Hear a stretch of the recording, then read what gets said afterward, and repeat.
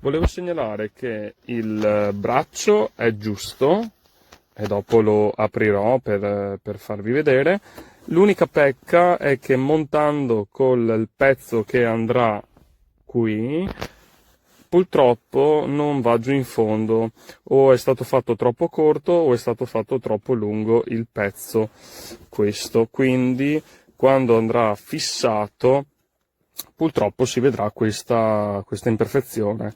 Ecco, se lo facevano leggermente più lungo era più bello da vedere.